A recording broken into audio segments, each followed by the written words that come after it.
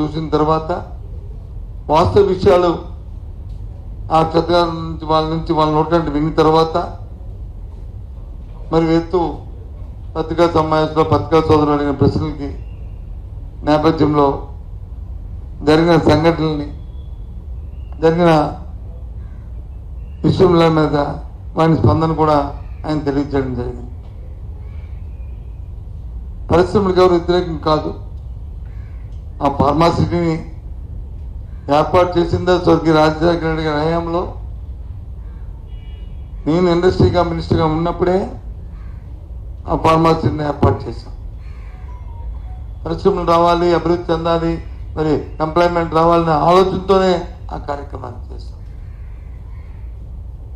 కానీ తర్వాత జరుగుతున్న ప్రభుత్వాలు వచ్చి వాటిలో ఏదైనా ఒక సంఘటన జరిగితే ఆ సంఘటన పట్ల మళ్ళీ పునరావృతం అవ్వకుండా ఏమేమి చర్యలు తీసుకోవాలి, ఒకవేళ జరిగిన సంఘటన వెంటనే ఇమీడియట్ వాళ్ళకి ఏ విధంగా వాళ్ళకి ఉపశమనం కలిగించాలి, ఏ విధంగా దాని మీద రియాక్ట్ అవ్వాలి అనేది ఆలోచన చేయాలి ప్రభుత్వాలన్నీ కూడా. ఆ విషయాన్ని నిన్న ఆయన అక్కడ ప్రస్తావించడం జరిగింది పత్రికా సమావేశంలో. కానీ వాళ్ళు చూశాను నిన్నటి నుంచి ఆయన నిన్న దగ్గర నుంచి మరి కొన్ని ఛానల్స్లోనో లేకపోతే పత్రికల్లోనో లేకపోతే ఇందాక మరి విశాఖపట్నంలో కొంతమంది స్థానిక నాయకులు మాట్లాడుతున్నప్పుడు అసలు విషయాన్ని పక్కన పెట్టి ఏదేదో మాట్లాడుతున్నారు, ఇష్టారాజ్యంగా మాట్లాడుతున్నారు. ఒక విషయాన్ని గుర్తుంచుకోవాలి. ఇవాళ ప్రభుత్వంలో వ్యక్తులు మాట్లాడితే వాళ్ళ ప్రభుత్వంలో బాధ్యతాయుతంగా మాట్లాడాలి, బాధ్యతతో మాట్లాడాలి. సంఘటన జరిగింది బుధవారం నాడు మధ్యాహ్నం 2 గంటలకు జరిగింది. మర్నాడు ఉదయం వచ్చి ఆ రాత్రి చనిపోయిన వాళ్ళని తీసుకొచ్చి కేజీహెచ్లో వాళ్ళందరినీ కూడా డిపార్ట్మెంట్ తీసుకొచ్చారు ఉన్నారు. ఏ ఒక్క ఎమ్మెల్యే కానీ, ఏ ఒక్క ఎంపీ కానీ, ఏ ఒక్క అధికార పార్టీ నాయకుడు కానీ, ఏ ఒక్క మంత్రి కానీ, ఏ ఒక్కరైనా వచ్చి వాళ్ళని ఓదార్చిన సందర్భం ఉందా? కుటుంబ సభ్యుల్ని జరిగిన విషయాన్ని ఎవరైనా వారి కుటుంబానికి మీ వ్యక్తి, మీ ఇంట్లో కుటుంబంలో ఉన్న వ్యక్తి, ఇక్కడ పనిచేస్తున్న వ్యక్తి చనిపోయాడని సందర్భం తెలియజెప్పాల్సిన సందర్భం ఉందా? ఇది నేను మాట్లాడిన మాట కాదు. నేను సాక్షాత్తు మేము వెళ్ళి వచ్చిన తర్వాత ముఖ్యమంత్రి గారు వెళ్తే ముఖ్యమంత్రి గారితో అక్కడ ఉన్న బాధితులు ఎవరైతే చనిపోయిన వ్యక్తులు ఉన్న కుటుంబాలు ఉన్నాయో ఆ బాధితులు అందరూ చెప్పారు, మేము టీవీలో చూసి వచ్చామండి, టీవీలో చూసి ఆ పరిగెట్టి వచ్చామండి ఇక్కడికి, మాకెవరు తెలియపరచని విషయాన్ని ఒకసారి గుర్తు చేస్తున్నాను. ఇది వాస్తవం కాదా? బాధ్యత లేదా? మన బాధ్యత కాదా? ఎల్జీ పరమ సంఘటన జరిగినప్పుడు అర్ధరాత్రి 2 గంటలు జరిగితే ఉటావుటిన 3వ గంట కల్లా జిల్లా యంత్రాంగం, పోలీస్ కమిషనర్ కల్లా, జిల్లా కలెక్టర్, స్థానికంగా ఉన్న శాసనసభ్యులు, మంత్రులు, మేమందరం ఉటావుటిన తెల్లవారి కల్లా అక్కడ ఉండి ఉపశమనం చేసిన సందర్భాన్ని ఒకసారి గుర్తు చేస్తున్నాం. ఆ రోజున్న ఇండస్ట్రీ మినిస్టర్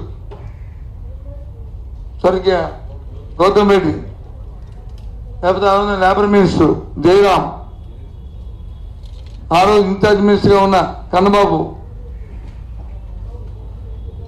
ఆ రోజు మరి ఎన్విరాన్మెంట్ మినిస్టర్గా ఉన్న పెద్దిరెడ్డి గారు, ఆ రోజు నేను, మొత్తం అందరం వచ్చి ఇక్కడే ఉన్నాం. అన్నాడు మధ్యాహ్నం కల్లా ముఖ్యమంత్రి గారు వచ్చి కూర్చున్నాం. ఇది వాస్తవం కాదు చెప్పండి?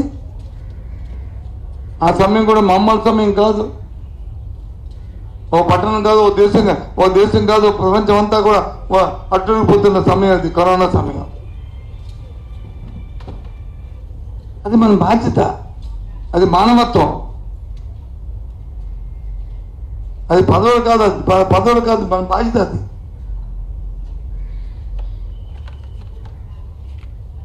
అవి మరిచిపోయి ఇవాళ తిరిగి రాజకీయ భాష మాట్లాడుతూ, ఏకవచనంతో మాట్లాడుతూ, స్థాయి మరిచిపోయిన మాట్లాడుతుంటే ఏ రకంగా ఆలోచించేయమని కోరుతున్నాను. ఇవన్నీ ప్రజలు గమనిస్తున్నారు. మేమంటుంది ఏంటి, ఏదైతే సంఘటన జరిగిన బట్ల మళ్ళీ పునరావృతం అవ్వకుండా సేఫ్టీ యాక్ట్ ఏతుందో అది జరుపుకోవాలి, దాన్ని పీడనగా జరగాలి, అది ఎక్కడా కూడా ఇబ్బంది కలగకుండా ఉన్నాం అంటే గత 5 సంవత్సరాలు చేయలేదని అని ఒక బ్లంట్గా మాట్లాడతారు. చూడండి రికార్డు, చూడండి రికార్డులు ఎందుకు? సాక్షాత్తు ఇవాళ ముఖ్య కార్యదర్శిగా ఉన్న చీఫ్ సెక్రటరీ దాని కమిటీ చైర్మన్ కదా, ఆయనే కదా పర్యవేక్షణ అధికారి. ఆయన చెప్పండి ఏం మాట్లాడి ఏదైతే వాళ్ళ మీద రాయిస్ చేద్దాం. సరే రాయిస్తే మేము కాసుకోవడానికి మేము రెడీగా ఉన్నాం, పర్వాలే. మమ్మల్ని మీరు మాట్లాడినా మాకు పర్వాలే, కానీ అక్కడ ఇబ్బంది పడకూడదు. మీ బాధ్యత మర్చిపోకండి. మీ బాధ్యతను గుర్తెరిగి బాధ్యతను చేస్తూ మా మీద రాళ్ళు విసరండి, లేకపోతే మీ బోధించాలండి, మాకు అభ్యంతరంలే. ఎందుకంటే అల్టిమేట్లో మా అందరికీ బాధ్యత ప్రజలు. అది విస్మరించి ఏంటి కార్యక్రమం? ఏమంటే ముఖ్యమంత్రి గారు వచ్చారని చెప్తాను. ముఖ్యమంత్రి గారు వచ్చారు, సంతోషమే. ఎప్పుడు వచ్చారు? ఆయన తూర్పుగ్రహం ఉందో చూడండి. ముఖ్యమంత్రి తూర్పుగ్రహంలో ఇది మా కేజీఎస్కి వచ్చి చెత్తగా చూస్తారని చెప్పి ఏమన్నా ఉందో చెప్పండి. ఎప్పుడైతే మేము వెళ్ళామో, మేము డిమాండ్ చేశామో, అక్కడ రాలేదని చెప్పి అన్నారు, ఆయన మార్చుకున్నారు. దాని మంచి అప్పుడు మరి అంతవరకు ఇక్కడ ఉన్న స్థానిక నాయకత్వాలు ఏమయ్యాయి?